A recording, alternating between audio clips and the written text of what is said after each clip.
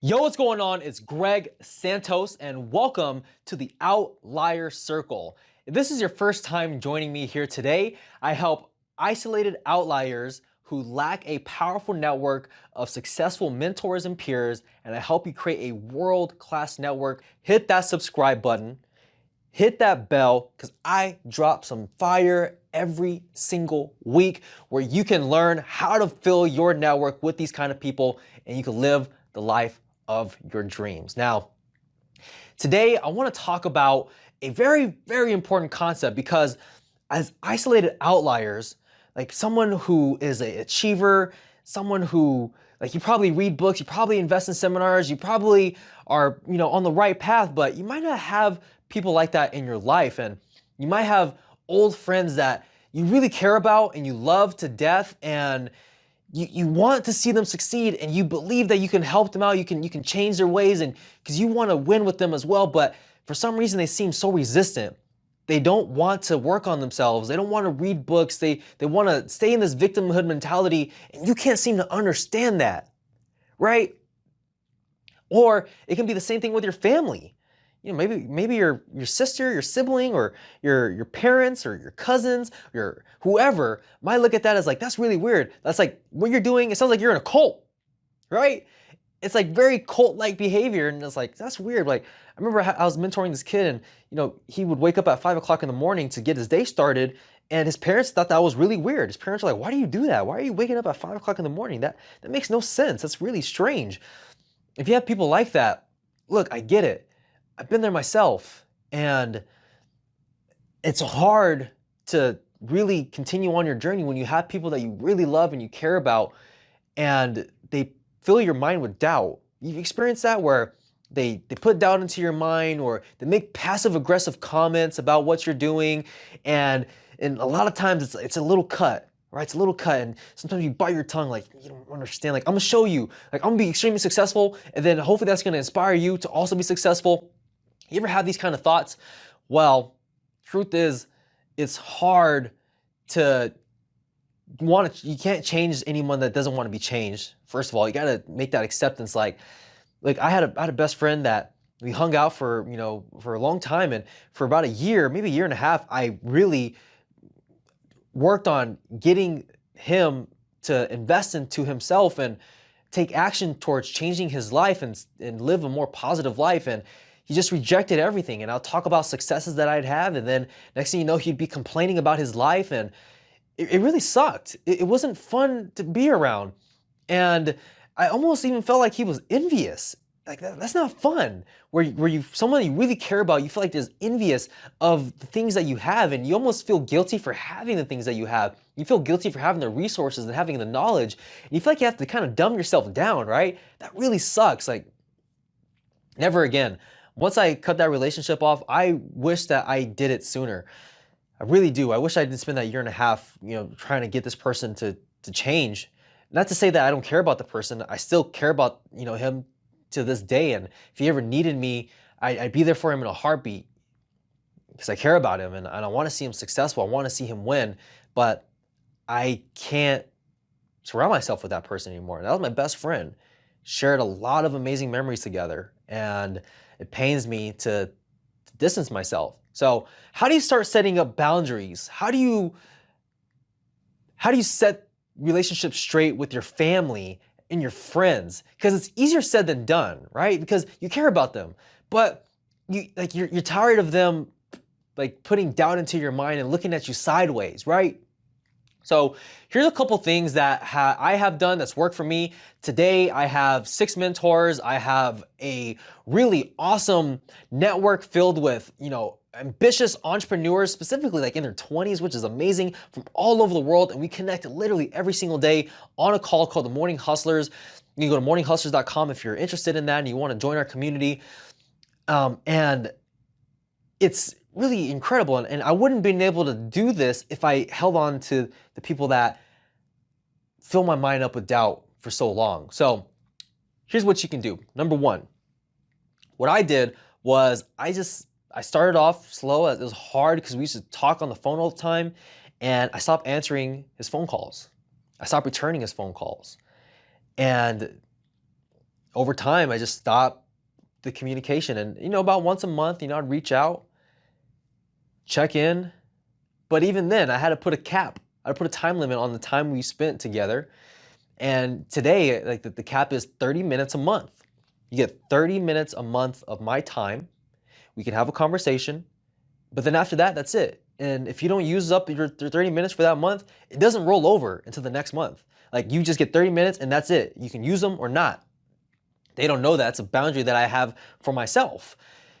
And I stay true to that, because after 30 minutes, you get past the jokes and the fun, and then you start getting into the complaining, and you start getting into the victimhood, you start getting into and it makes you sad to see their life deteriorate. And you're like, I don't want to keep hearing that because that really sucks. And I'm not happy for you that that's happening. And I don't want to, I can lead you more, but you're just going to resist it more. So starting to distance yourself from them, stop returning their calls. And if it gets bad, just say, hey, I am working on my projects. I'm working on building this business and I have to make sacrifices right now. I'm just working on this. I just ask that you please respect me. Like, I love you to death. Like, we have a lot, we've done a lot together. I just need to focus on this because I need to put this work in for my future. Like, can you please just respect that? It's going to be difficult, right? It's easier said than done. Sometimes they might even make some passive aggressive comment, or they might think that you think that you're better than them. And there's really nothing you can do to convince them that you don't think you're better than them. There's really nothing that you can do to convince them that that you're going on your own path and helping them understand that. It's like, it's a very challenging journey. When you're on this journey towards excellence and living the best possible life you possibly can, it's going to require challenging conversations. It's going to require you to make decisions that make you feel bad in the moment. And you're going to go to bed feeling like, oh my God, like it's going to hurt your heart. It's going to tear you up. But every time you exercise your boundaries, your future self celebrates like a champion, like, yes, like good. Because this is at the end of your life, you're going to reflect and you're going to look on your life. Did you live the best possible life that you possibly could? Or were you too afraid of people's opinions of you? Were you too afraid to cut off that one friend or that one toxic relationship? Were you too afraid to exercise your boundaries? Like at the end of your life, it's like you're never gonna get that time back. There's no way that you can spend any kind of money to ever go back in time and get a do-over. So you might as well do it while you're here right now. I mean, I want you to imagine that. You're 80 years old or 90 years old, you're dying, and all you have time is to reflect on your life, and you didn't do what you wanted to do. You lived far below your potential because you weren't stern about the boundaries that you set. How does that feel? It feels horrible, right? To know that you can never go back in time. And then the most revitalizing thing is to know that you still have time when you come back from that visualization and realize, oh, okay, like that future is 100% possible if I keep hanging out with the wrong people.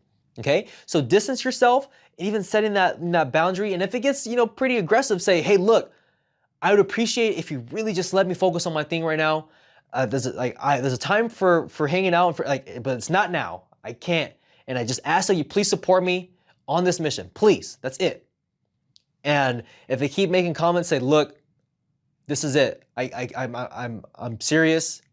You can either accept the fact that I'm moving on or not. You got to give them an ultimatum. It's hard, right? Because you care about this person, but you have to do it. Okay? Here's another thing. I have family members that talk a lot about specific, things that I don't care about at all. I don't care about what's going on in the news and the media. I'm not a very religious person either. And when someone comes to me and starts trying to get me to go to their church or starts talking to me about these different things, I don't want to hear it. I don't want you to try to convert me, right? And I want you to take a second to pause and reflect for a second, right? I had this thought the other day that getting your friends and family to go into personal development and work on themselves, it's as if you're telling them to change their whole belief system to go into a new religion. Think about that. So when somebody comes and for a long time I couldn't understand why don't they want to be part of this journey? Why don't they want to work on themselves? It's because it's as if you're telling them to believe in this new religion. Because that's what a religion is. It's like a set of beliefs, right? Like almost like an ideology. oh, it is an ideology. And you're telling them, no, believe this. No, like, and then what do people who are religious do? Like, they're like, no, like, you can, like, they're coming from the best intentions. They want the best for you, right? They want to see you make it to the afterlife. They want to see you make it to heaven. They want to see you be reincarnated as something better, right? Whatever their religion is, and they want to help give you that. And they're so confused. Like, why don't they want to be saved? Why don't they want to be, accepted into the afterlife? Why don't like what? Don't you want that? Because like we're gonna die someday. Like, so. Think about that. It's basically like you're telling them, believe in this religion, my religion's right.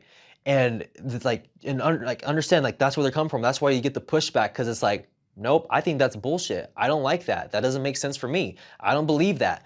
And they have to come to this realization on their own, right? Similar to a religion. Like, if you're gonna you're gonna go into religion, you gotta do it on your own, right? Like, you have to get this emotional leverage. You have to have this kind of pain in your life that leads you down that path. It's not just gonna happen from being comfortable. It's gonna happen from discomfort, something like that. Now, with people in my life that are really religious or whatever and trying to convert me, I have to say, stop talking to me about that. No, like, no, we're not gonna talk about that. And I had to like yell, and it sucks because it's people that I really, really love. And I have to set those boundaries straight. So you have to be really aggressive sometimes, because some people are gonna wanna push. You have to let them know you are firm, you are more firm in your boundaries than they are with theirs, okay?